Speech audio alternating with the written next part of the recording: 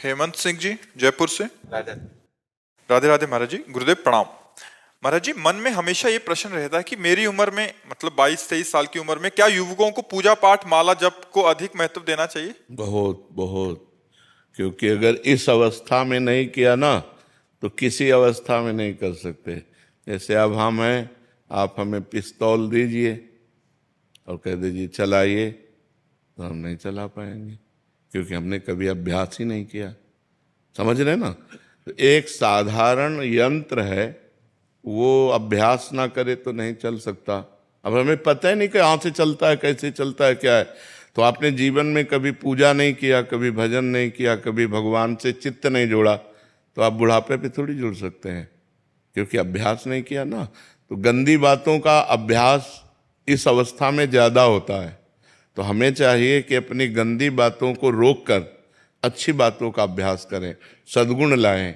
भगवान की पूजा भजन में जब हम चित्त जोड़ेंगे तो हमारे अंदर अच्छाइयाँ आएंगी और बुराइयों का नाश होगा।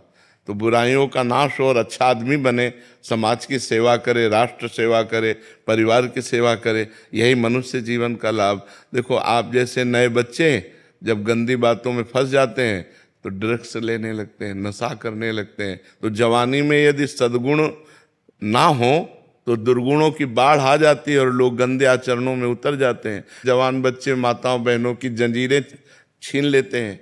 मोटरसाइकिल से निकले और ऐसे पकड़ा, अब वो गिरे चाहे मरे चाहे कुछ भी हो, चोरी करने लगते हैं, बुरे आचरणों में उतर जाते हैं। और अगर आप सच्चे अच्छे बच्चे बनेंगे तो आप जैसे बच्चे समाज का उद्धार कर देंगे।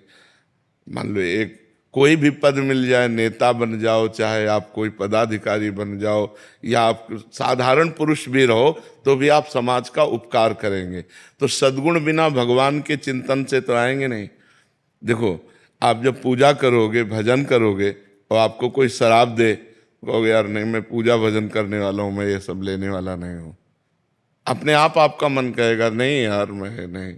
और अगर आप पूजा भजन नहीं करते तो आपके अंदर उद्दंडता रहेगी, फिर पार्टी ज्वाइन होगा, शराब, मांस, व्यभिचार, ये गंदी बातें रहेंगी। तो हमें लगता है बाल्यावस्था से अच्छे गुणों की तरफ चलना चाहिए, बुराइयों का त्याग करना चाहिए।